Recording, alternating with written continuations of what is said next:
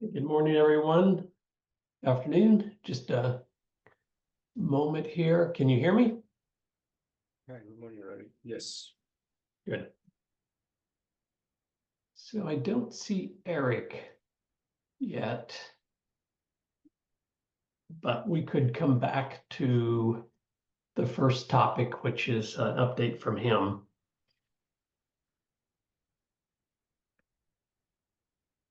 Let's jump into the rest of the agenda. The first item we put there last week, we wanted people to go look at the RIC evaluation and the security report. Fortunately, we also don't have Ujang, which would be very helpful to talk about the RIC evaluation. Does anyone have any comments on the RIC evaluation as a starting point? So Larry, what is the background of this evaluation? Just quickly browse through the report today, but well, let me give the background. The background is Aether's down an LF project. LF also has another open source RIC project. I always get the acronym wrong. OSG? OSC. OSC, thank you. Open source controller. the ORAN. Yeah, it's the ORAN version. It's to a first approximation. It's ORAN a software community. It's a Nokia. There's a working group there, but it's Nokia is the primary contributor to it. Anyway, that's part of what led to it. Timon, do you want to say something else about the background? Yeah, I think that as I guess it is an attempt to try to do an assessment of the different open source options out there to tease out the strengths and weaknesses, and if nothing more, to just help educate people. So if they're looking for an open source platform, they have a place to start. With the greater hope that maybe there is some alignment and or consolidation, or can minimize duplication of effort across the communities. And it was commissioned by a small company that has, Remito, that has experience in the space, and so they evaluated, all of the open source options out there, not just the two that mentioned. That's the background. Okay, thank you.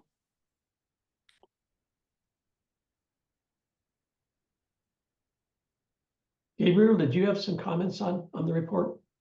Oh yeah, I mean, again, I quickly browsed through the report this morning, and my main kind of like worry about the report was about the crashes on the SD-RAN. So that doesn't necessarily make it look good. So the other metrics, it looks really good activity-wise and commits and things like that. But having those crashes, it doesn't look that good. And the other part is, we can enable kind of like GitHub Actions for kind of dependables for version updates and security updates, but I don't think there has been kind of like a trace of that side. So that should be something kind of important to pay attention on the SD-RAN and believe the ROC as well, to update all these kind of like from the security perspective and from the versions perspective.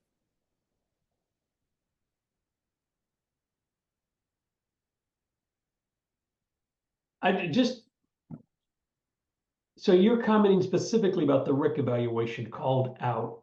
One of the places that SD-RAN RIC does not look good is in terms of it crashing. Yeah. At least what the report says, right?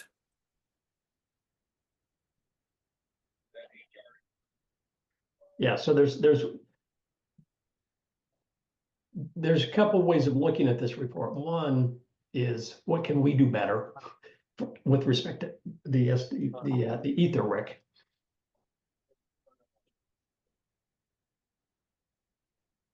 Take it as a critical assessment.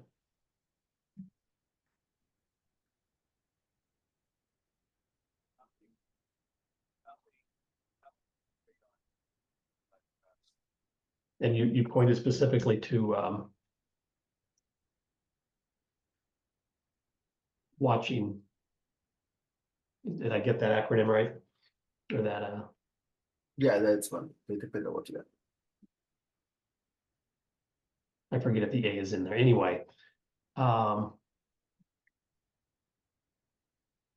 comments? Yeah, so for example, I'm just looking at the moment at the ONOS PCI repository, and it has like 54 security alerts, right? So that's kind of dependency that need to be updated.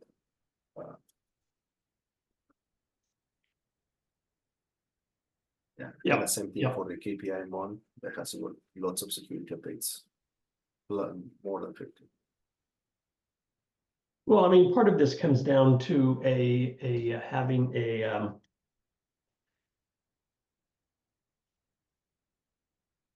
an adequate developer community. Oh yeah, certainly. Yep, yep, yep.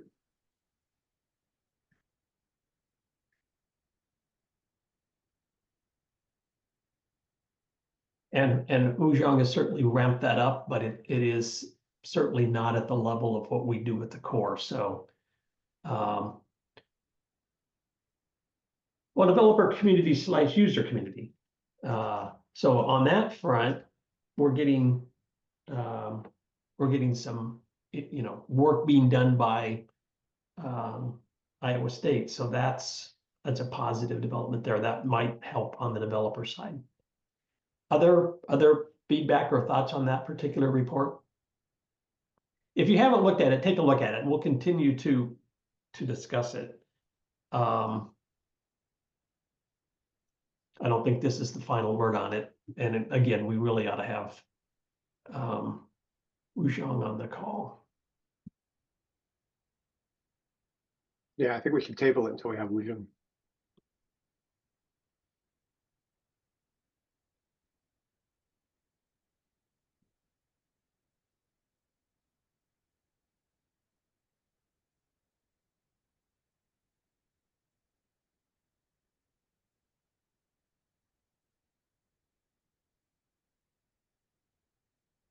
Okay, on the security report, so I want to capture some notes that had in the minutes here, some notes that got exchanged on the TST Slack channel. One is it's almost entirely. So just again, the context here is this is whoops.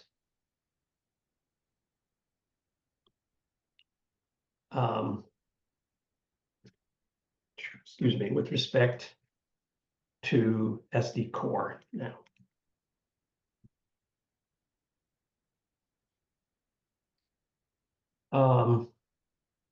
I think it's fair to say almost, or it is entirely focused on the 4G case. I think that's fair to say. I don't remember So anything. based on what I quickly can look at the paper last week. Yeah, I mean, they mentioned 4G, 5G, but basically every common experiment is about the 4G. So it's something that we are not even maintaining. Right. So it might behoove us to make it clear on the Aether documentation so that we're not dinged for it, that the 4G code is all archived in there, but we are not, the project is not actively keeping it up. If we believe that to be the fair statement, and we've informally made that statement before, but I don't think we've ever advertised it as such. I think we need to do that, I mean, very strongly, because if somebody just says SD core, they may think, the 5G is not being properly maintained or something is wrong with the 5G, which is not the case, right? So it's really misleading, and we need to be very clear that the SD core 5G is actually maintained and up to date from the security perspective and security alerts. I mean, we've sort of tried to have it both ways by claiming SD core was both 4G, 5G, which is true, except we're not maintaining the 4G, and we need to make that clear.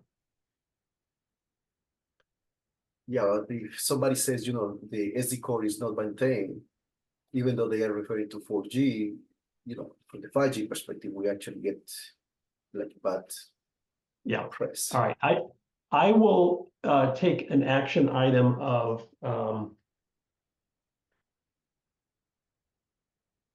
reflect this position on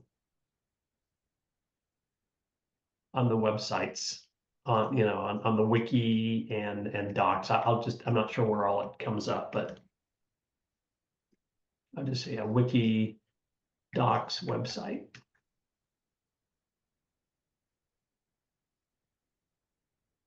Does anyone object to that? I mean, it is the truth, so I think it is probably helpful to make it clear.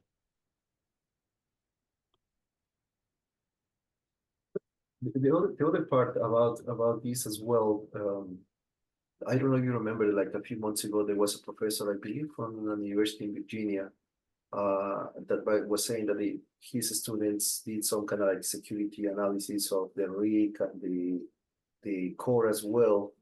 I reached out to the professor. He put me in contact with his students for them to see if they can share the report, because again, from the 5G core level, we are up to date, and I wanted to find out what their findings were, but I haven't heard anything back. I don't know, Oh. is this kind of related to that? Is this kind of different? Well, if it was you said Virginia, but if it was North Carolina State, I believe it is related. Or maybe it was somewhere in the East Coast. Yeah, and I think so with with respect to that, what we could do, because there was even more recently, just within the last few days, another post. Again, as I recall, it was all 4G related, although it might have been an ONOS. Where was it?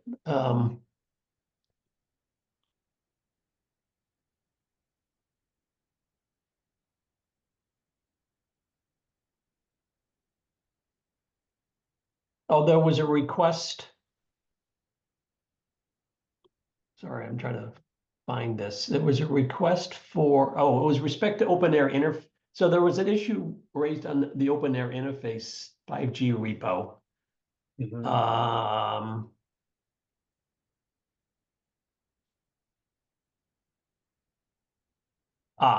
So this is where things get confusing, because in the ONOS project, it is actually open air interface 5G is the name of the repo. So suddenly it appears to be related to 5G, but that's related to open air interface.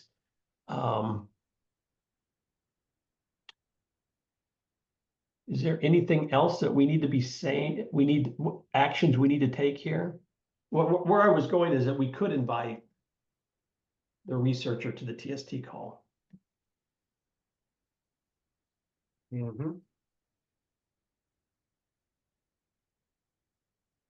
I think that's probably makes sense, just to understand where they're coming from, and maybe enlist their help in doing the right thing in the 5G case. Actually, you reminded me, Larry, for me, the biggest takeaway was that, they said in the report, or maybe in the article where I found the pointer to the report, that they never heard back from anybody in the community when they reported this, specifically about SD core. And that was in some ways the most damning piece. You're going to find right. The reason they didn't hear back is they were posting issues on repos that no one pays attention to. Right. Yeah. And so, inviting them to the TST call is a really good move, I think. Okay. And just, yeah.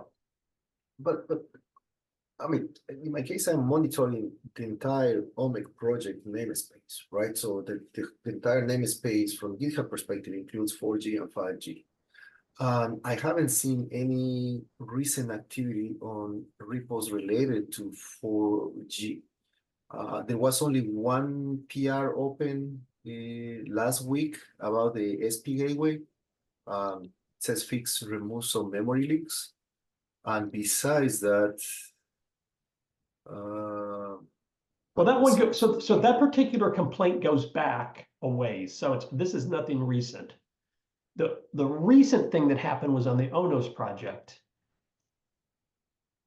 there's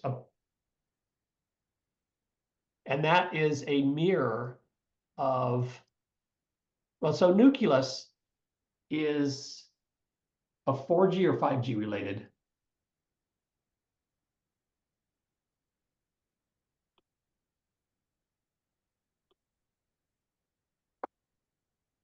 Okay, yeah, I see an issue here open in the Nucleus repository that was open on October 17. It says several buffer overflow vulnerabilities in NAS payload decoding. Well, this is related to the MME, so this is Yeah. still a 4G issue, right? Yeah, that's a 4G thing.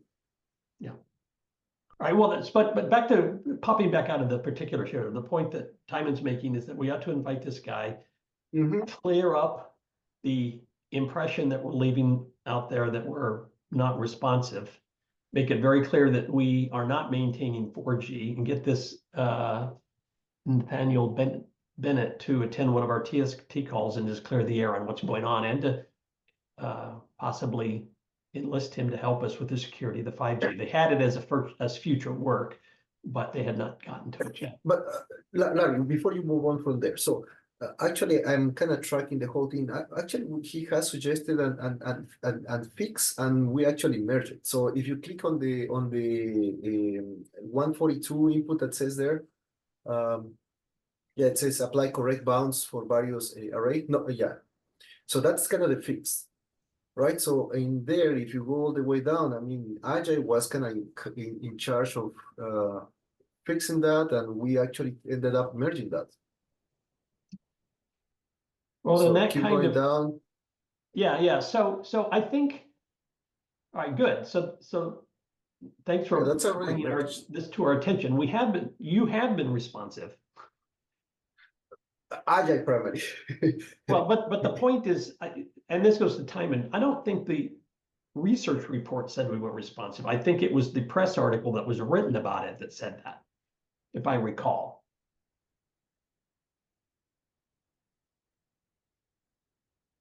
Yeah, I think that's right. Yeah, because but that's what I was kind of mentioning. At least from the OMEC project perspective, the whole organization, I don't see anything big open besides this the one PR that was open last week for. Well, okay, so the other issue was raised again on the open air interface. And this raises another issue, which is they want to enable private reporting of security vulnerabilities.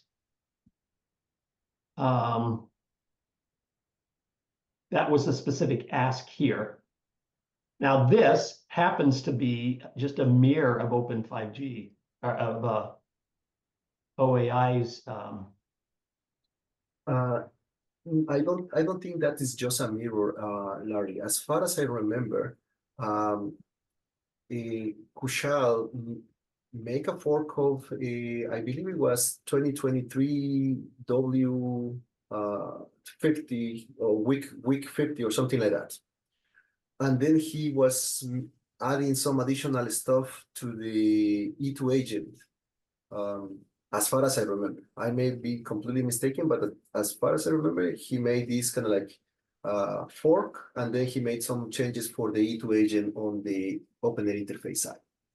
So this statement that it's a mirror is a little bit misleading. It's a fork. As far as I know, yes. As far as I know, that's not the case. But if you click on the commits, maybe you should be able to see. Yeah. But as far as I know, is Kushal basically we have this not just because of the fork, but because Kushal added some E2 agent capability in there. Okay, so on this particular case, the ask is that we make it possible to privately report security vulnerabilities.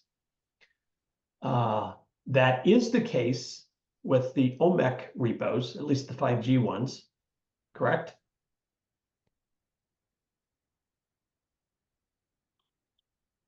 Say one more time, please. It is the case that you can privately report security vulnerabilities to the OMEC repos. I checked last week when you highlighted this. I saw I think the AMF had already enabled that, and I suspect the other ones are going to be the same case, but I can go through all of them and enable if it is not enabled. But at least when I checked the AMF, it was enabled already, the private vulnerability reporting. Okay, Yeah, it may be that there is not necessarily in all of the repos, but at least the AMF, when I look at it, it had that capability already enabled. all right, so this has been done for some repos, and we need to make sure on all active. Correct. Yeah, so AMF is already enabled. Yeah, NSF doesn't have that enabled. Yeah, I'm gonna go through all the different repositories and enable that capability if they are not. Okay, If they so are not enabled already. let me try to summarize here. We've actually got multiple action items. Shoot, where was I?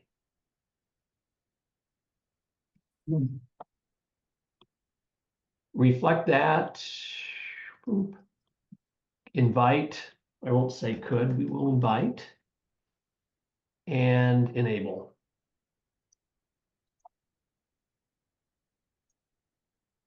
Have I captured everything there?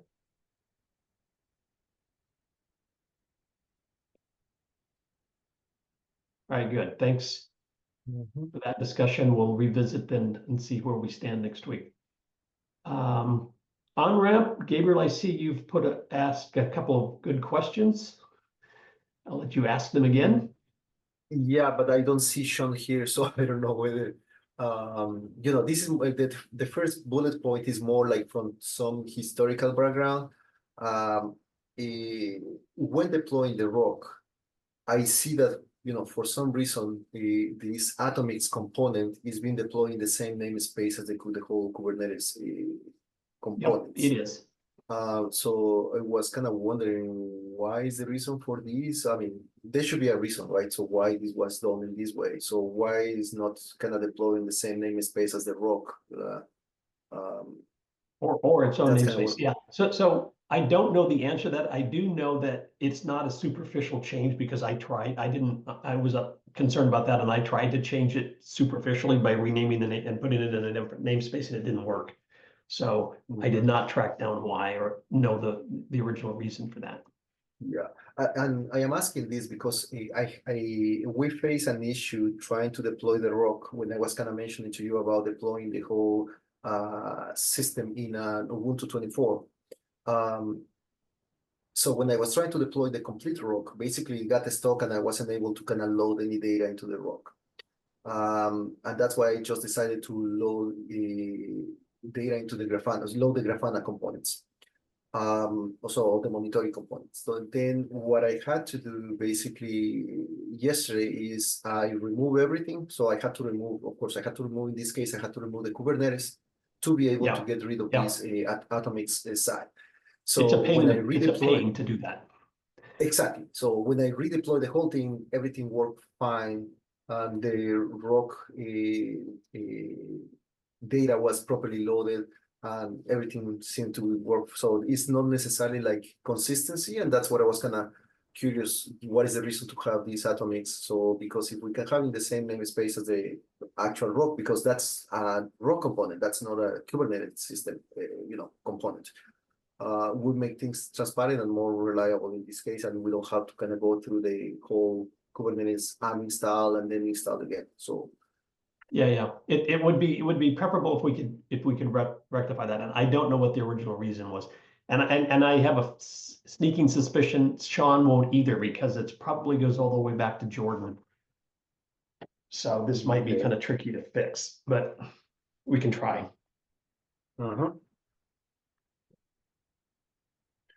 Well, is it really as so simple that's as Atomics used to be independent of ONOS, let alone SD, Aether and SD Core. Does that not explain it? The history? Well, I mean that might explain what there might have been some value. History-wise, yes. I mean that certainly is part of it, but that doesn't mean that there isn't also a technical reason for it. Right, because in this specific case, again, this Atomics component for some reason is deploying the same namespace as the Kubernetes core components. And that's kind of the key piece in here. So why that is happening? So And the pulling reason- it out of the Kubernetes system namespace, at least for me, attempting to do it, I couldn't get it to work.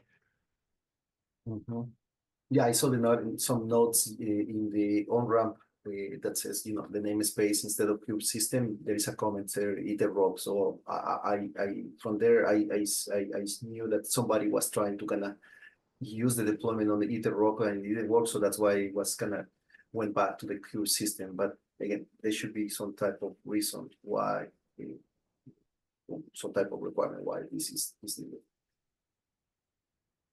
Yeah, and Sean, while he may not know the answer, might be in a better position to help us figure out the answer is. Correct. Yes.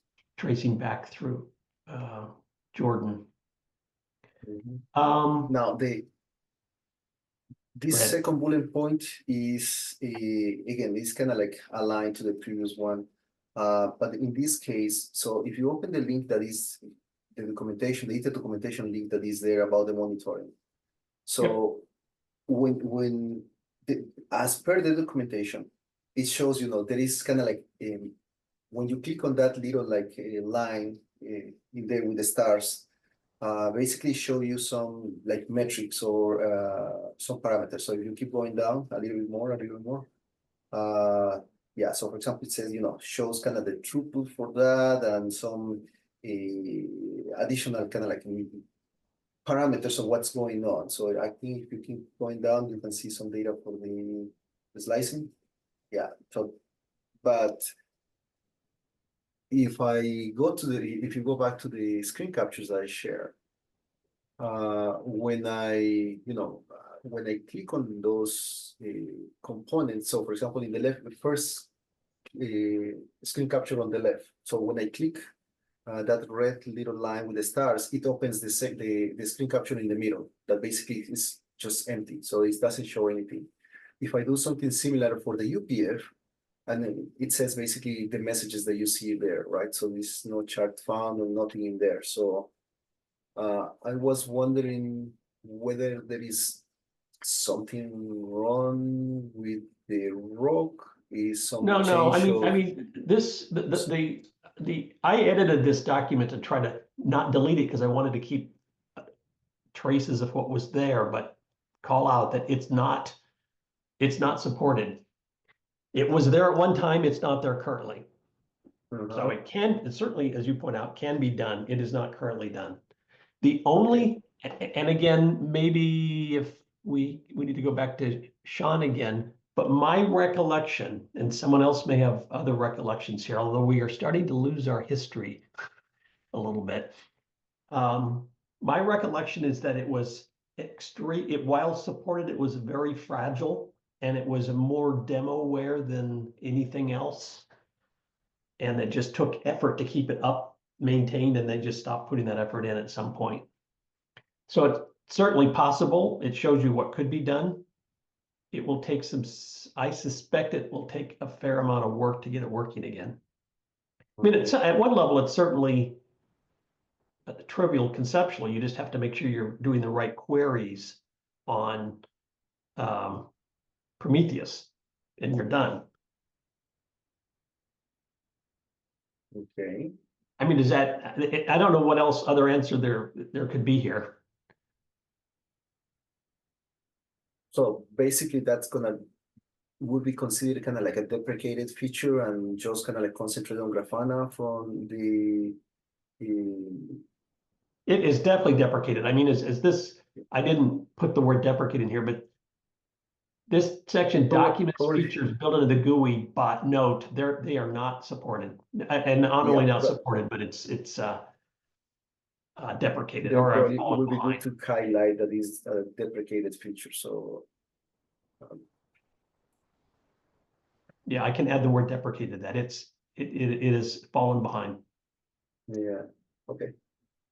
Yeah, that's I just kind of want to have a better understanding whether there was something wrong with the feature or basically just there is, it got replaced by, Grafana dashboards.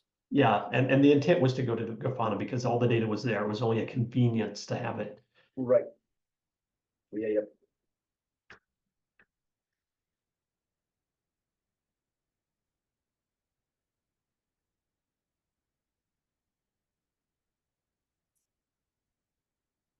Okay, SD core. I don't, Yeah, so go ahead. yeah, from the SD core, typical weekly updates from the security updates, dependency updates, upgrades. But then two big things that the first bullet point is more related to on-ramp. So we received a request from ARA a while ago that they are interested in assigning a static IP's address to a specific IMSIs. And we also recently received another request also to do something similar. So I was planning actually to update the SD core values file in on-ramp to kind of show this, have as a comment, at least the first two parameters, the static IP assignment and the security order, basically the algorithms that are used for ciphering and integrity. At the NAS level, basically you have a NEA 0, 1, 2, and 3, and also NIA 0, 1, 2, and 3. So basically in which order the core network needs to kind of validate the NAS level messages.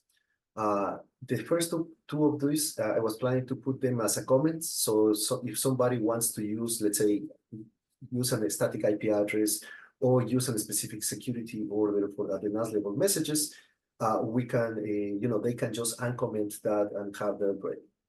But the third parameter, which is an IMS related feature, is we have seen that in the new phones, especially we are working with a Pixel 7 phone. The Pixel 7 phone, with the current SD core parameters as it is, it registers to the network, but it never starts a PDU session. And basically never starts a PDU session because it's expecting to have one specific bit that is called IMS, a voice-related PDU session. It needs to be set to 1. Otherwise, the Pixel is not gonna start. Even though as a core network, we don't necessarily kind of support the IMS sessions, but without this, and even if we want to use the Pixel phone only for data, not necessarily for voice, the Pixel phone is not going to start a PDU session unless this bit is set to 1. So I was planning to change this by default in the SD core 5G values to 1, such that somebody, especially newer phones, may require an IMS connection. Even, at least, PDU session is going to be established, and data is gonna, is gonna be flowing through the core network all the way to the phone. So does making that change? I understand you're going to comment the other things, but by making that change, would that affect anything else? No, as far as I know. I have tested that specific change with an old phone, which is, I think it's a OnePlus phone that has, I believe it's Android 11, and the Pixel phone has Android 14. And I haven't seen that issue. Even though having this setting to 1, I haven't seen any issue in both. Well, does it affect GNB SIM? Oh, it's a good point. I haven't tested. I haven't. No, hold on. I believe I tested. So just as a high level observation, Gabriel, SD core 5G values.yaml is a configuration file that was intended to be used with GNB SIM. Mm-hmm. In the case where there was a physical phone, I forget the exact name of it, the 5G. The radio. GNB version.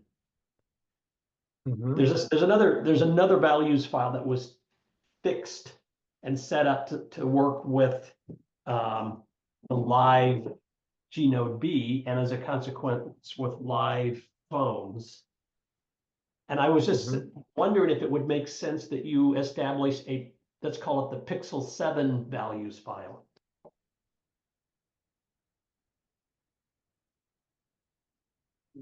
It's gonna become more like a lot of overhead. I mean, we're gonna have to maintain multiple files in that case. Yeah, but it's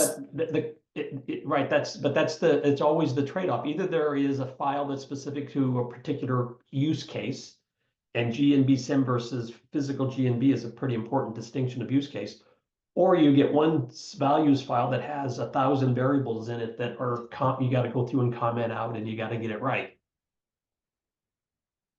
But Larry, just to kind of clarify your question about whether this value has any effect on the general vSync, it doesn't. So I see that in my local deployment that I use for general testing, I have already that value set to 1 and worked with the general vSync. And the last test that I did with general vSync was yesterday morning. So it has no effect on that.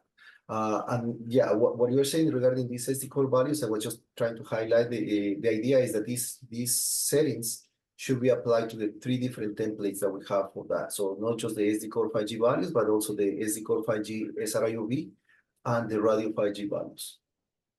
Well, in that case, though, there is a physical phone that has been demonstrated, the Motorola Moto 5G.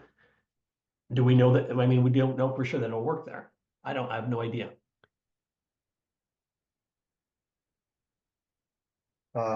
Then how can we evaluate this? Okay, so let me rephrase that. So what would be your suggestion to move forward on this? Well, I mean, if I'm not 100% opposed to what you proposed here, which is that you edit the SD core 5G values file and you put comments in there for someone who wants to do static IP assignment, and you set the other value as you indicated. If it works for GNB SIM and for your use cases, that's sufficient. I'm just raising the possibility that it might be worth adding another values file that has all the proper settings for that you have found useful. I don't know. So far, I haven't seen anything else that, I mean, the difference between the 3 templates that we have so far there are very minimal. So it's not a big thing. Well, except they use different. I mean, the one uses very different IMSIs and IMS. The PLMN is different, right? So Yeah. Yeah, but I mean, like at the core, they're pretty much the same, and that's why since the radio 5G values is to me is pretty much the same as the SD core values, I prefer to just use the SD 5G core values. I mean, the SD core 5G values. Actually, I don't have any need to use the radio 5G values. But I'm pointing out that I do, because the radio that's what I'm saying. This change has to be applied across all the different templates. So here I was just kind of highlighting only one file, but it should be across the different templates because in general I see they are pretty much the same overall. But yeah, anything you would like to move on, that's fine. But again, I'm bringing it here, these IMS, voice over video sessions, is because if somebody else is trying to use newer phones, that's going to be something that is important and relevant, and nobody's going to be able to connect a phone if you don't have that. Yeah. We absolutely need to represent this, and I guess I'll back off my suggestion of a Pixel 7 specific values file. Make those edits to SD core 5G values is fine. Yeah, because again, I have tested this setting to 1. I have tested with general vSync, it works fine. I have tested with an old phone, which is a 1 Plus, it's fine. And I have tested with a new phone that actually requires this value. So that's what I kind of want to highlight. All right. Any other SD? Oh, I'm sorry, AJ has a point here. Yeah, I added that point, but I don't think AJ is here. So that's something that he was it's working because again, when working with these new things that we're doing, I noticed that for some reason the AMF just kind of crashed. But looking at we went through this with AJ probably 2 weeks ago. And he's trying to figure out what would be the most appropriate way to address this crash. But basically, this crash is because there is something not is properly handled. So he's trying to figure out what is the proper way to handle this issue. So he has the logs and everything to properly address this thing. Okay. While we're here on SD core, I wanted to ask Bala, who is on, if let's see, what was the problem you were focused on? If you, maybe you, there's I'm swapping out too much context here. Having to Multiple do with IP address assignment by the UPF or the SMF? Okay, so I guess for the problem is regarding multiple UPFs when we deploy. So AMF does receive information from the second GNode VSIM, but it cannot get IP addresses assigned, or maybe something is wrong with the SMF configuration that it cannot talk to the second UPF and cannot assign IP addresses. So there is something wrong with the SMF and second UPF configuration. Is it the SMF or AMF? It's the SMF. Right. And so SMF, either the previously, UPF or. Go ahead. so previously it was working fine. When we created the infrastructure for it, but later on something got updated, maybe in SMF or maybe somewhere else. It's not working right now. I can share the configuration maybe with Ajay and Gabriel with you, and we can discuss this later on. But yeah, something is incorrect in there. But yeah, I can share the logs and we can discuss it later. Yes, please. Yeah. Okay. That sounds strange. Yeah, it's been happening. You can, if you want to go look at the multi-UPF Jenkins Jenkins? job, you'll see it's been happening roughly since the first of the year. But nothing has changed lately. That's at least in the SMF. Now, have you tried? So there's two ways to assign IP addresses in 5G. Either the SMF assigns the IP address, or you can leave that work to the UPF to do the assign. Have you tried giving the UPF the option to assign the IP addresses? No, actually, I was working with the default configuration that what happens with first UPF, the same configuration is for the second UPF. So I was hoping previously it was working fine. I think we just need to dig down more. Something might have been working fine by accident though, but I mean that it's possible. But like by accident, it was running for like 6, 7 months. So Yeah. that's not the case, I would say, by accident. But I think something got changed. I need to dig deep down, but yeah, we need to discuss logs. It might be a little tweak. Something got along wrong in the way, but yeah. Okay, for now it's on the radar. Yeah. Yeah, we'll come back to it. No report on SD-RAN, I believe. And ARA. Yeah, so this ETNE. So for recently, our teams is busy with about one important proposal, so we didn't make too much progress recently, but still we are on the SD-RAN side. I'm working on the SD-RAN blueprint, and also I'm working with my colleague to make SD-RAN available on our portal. Yeah, which may not be available super quickly, but in the future, maybe 1 or 2 months, it should be ready. And on SD core side, Joshua is busy with some urgent task with Ericsson. Yeah, he told me he cannot attend the meeting, but he's still working on the documentation for the Ericsson SD-RAN integration. Yeah. Right, thanks for the update. Quick question. Chen, the Ericsson, Yeah. I guess, is the Ericsson GNode V with the Aether TST core, right? Integration. Yes. Oh.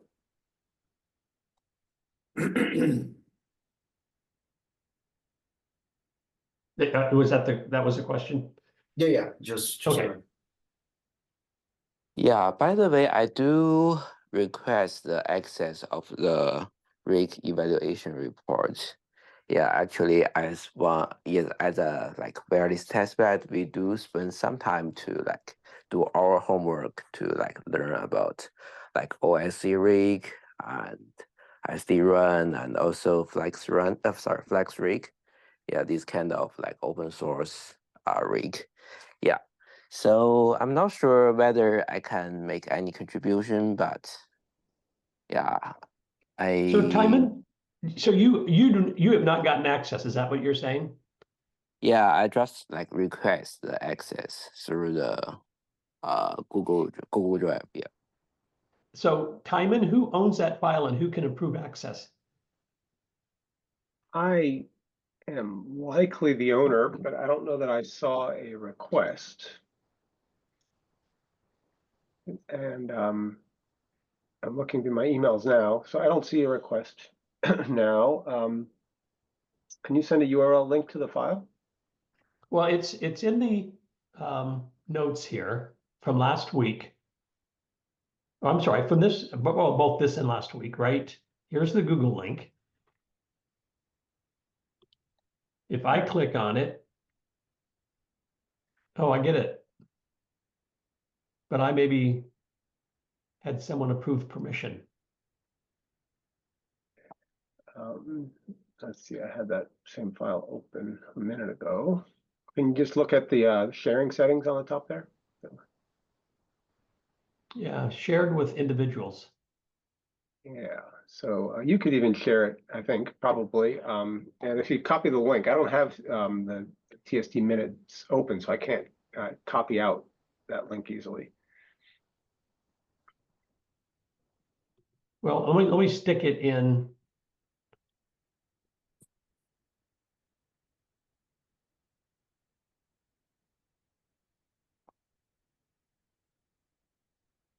Let me stick it in the chat window. Yeah, that's great.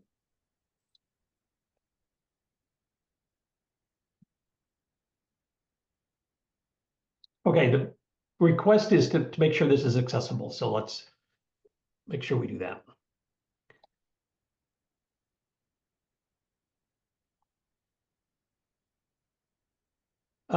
So I think we're at the end of the agenda.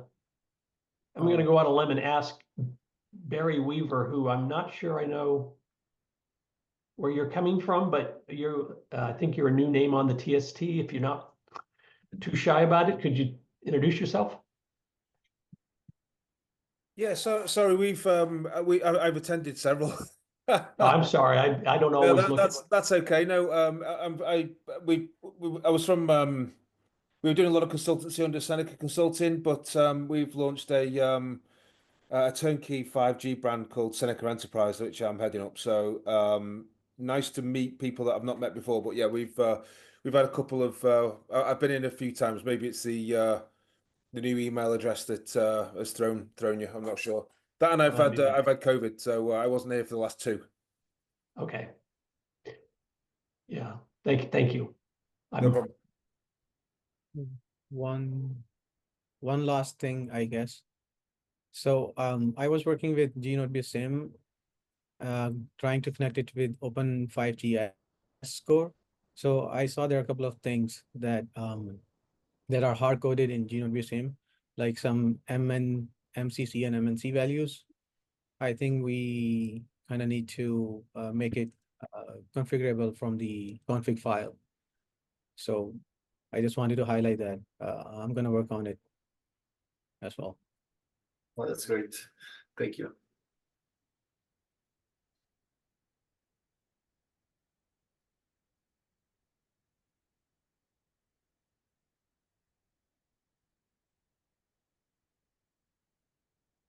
They're taking notes on that.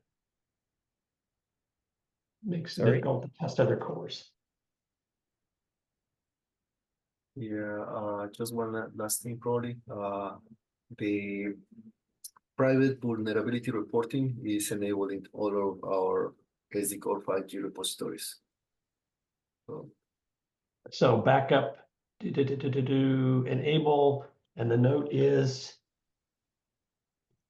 done for all.